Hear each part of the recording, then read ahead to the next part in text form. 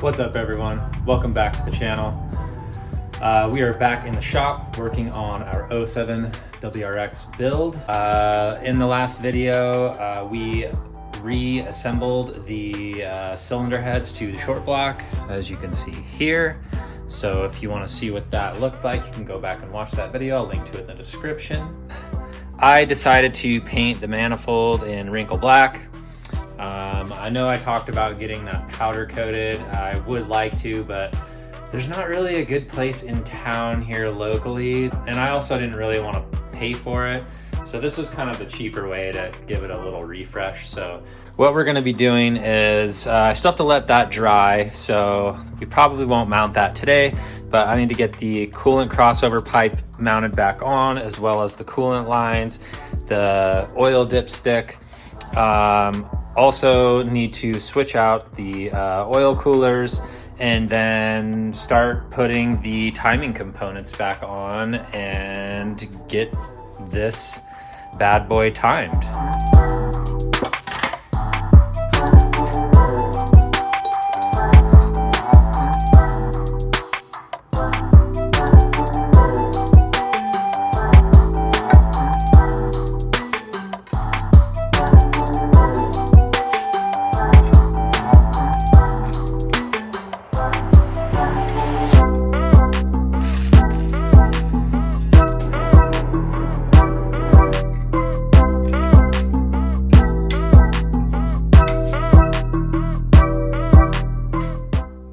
So one thing that I messed up on, I forgot that these coolant lines need to be placed with the crossover pipe, because it mounts right here through the crossover pipe bracket, or sorry, through the coolant pipe bracket into the crossover pipe. So we'll have to undo that screw. And I kind of had to like snake it underneath right there. So it's just going to be easier if you kind of install them together. So yeah, learn from my mistakes.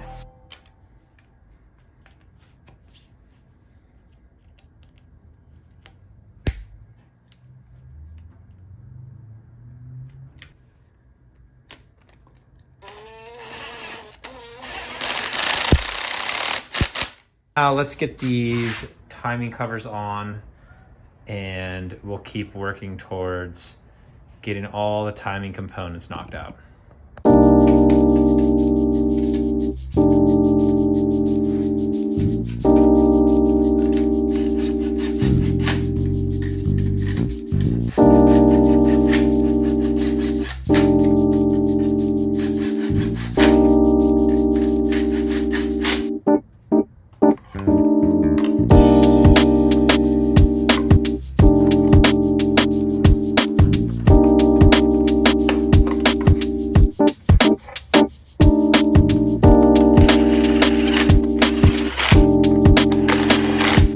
The tensioner. I'm going to reuse this. It's still pretty new, so we just need to compress this little pin right here. I use like a little mini vise. Let me grab this thing. This bad boy. Basically, you can just like compress it down. And the directions when you first buy these, they say to compress it, loosen it, compress it, loosen it, just to make sure like all the air gets out of it. And then I have the little pin, so you basically want to compress it all the way down and then stick the pin through the holes before you reinstall it. This is what allows like tension to be released in this thing. So once you pull the pin, this thing will pop up, push against the engine block, and create more tension on the belt. So having that pin compressed allows this thing to move. which allows you to get the belt on. All right, so next step is to get all of the cam gears on. So we'll get those installed, and then we can work towards getting the belt in place.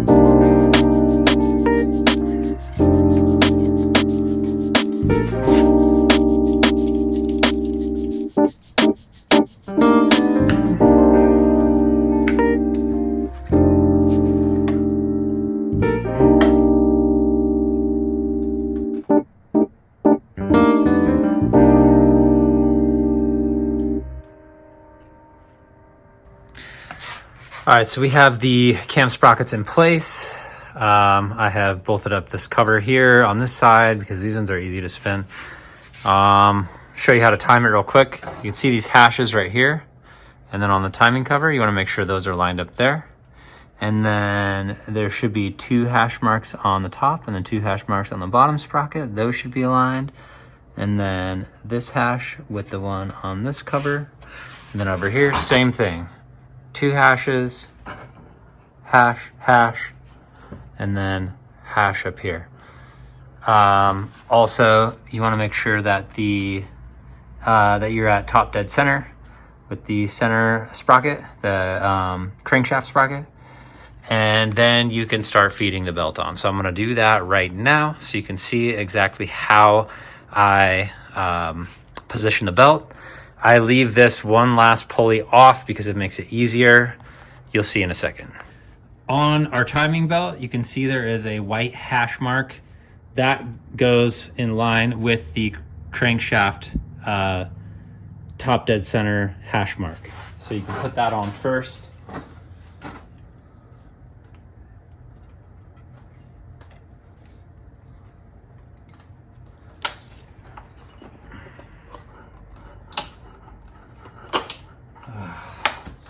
Sometimes that'll happen.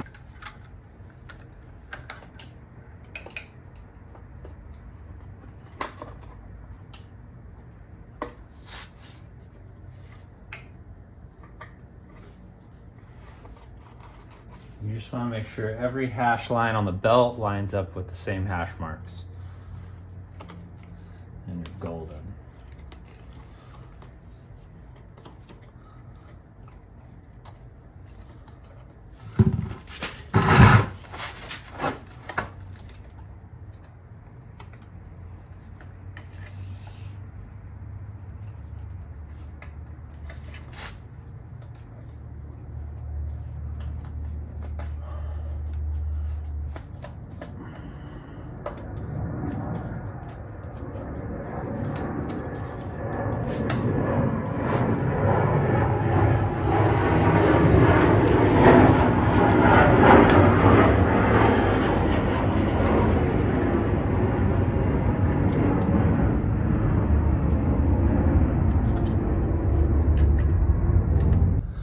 All right, and then once you have the belt in place, you just want to verify, hash mark on the belt, hash mark to the sprocket, hash mark to the cover.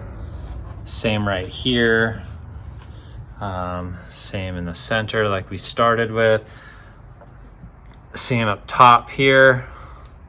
Same on the side here. And you should have 2 and 2. All right, and on this last pulley, I kind of just get it ready on the impact, get it in place, and just kind of angle it in there.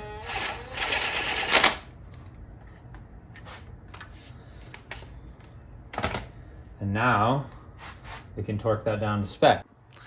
All right, now that the belt is in place, all the pulleys and sprockets are torqued down to spec. Next we do my favorite part, which is pull in this pin right here. Boom, and she's tensioned. Look at that. And that's the timing belt. That's how you time a Subaru. Isn't she pretty? It's pretty neat. What a sick engine. All right, so let's get these timing covers installed and probably just wrap it here for the day, honestly.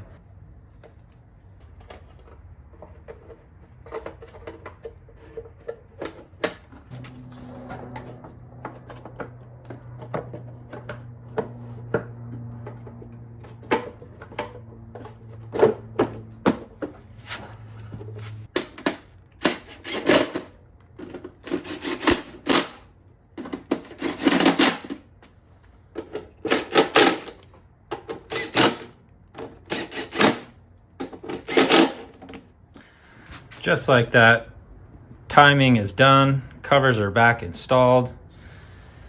We are looking good. I just want to mock this up for you real quick. The paint's still kind of curing on this manifold, so I'm not really ready to install it, but I want to show you what this is going to look like.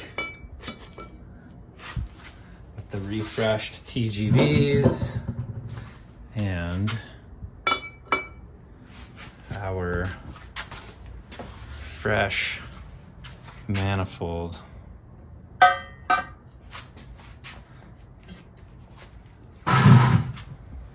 Whew, sheesh. Look at that. That looks good. Stoked on it. It's gonna be really nice with a little bit of red accents. Well, it's gonna wrap it up here, guys. That's how you time a Subaru. At least an EJ engine. Yeah, obviously there's still a lot of work to do in order to get this long block complete. Should be able to start this bad boy up this week. So yeah, thanks for tuning in. Yeah, as always, really appreciate you guys watching. And until next time, peace out.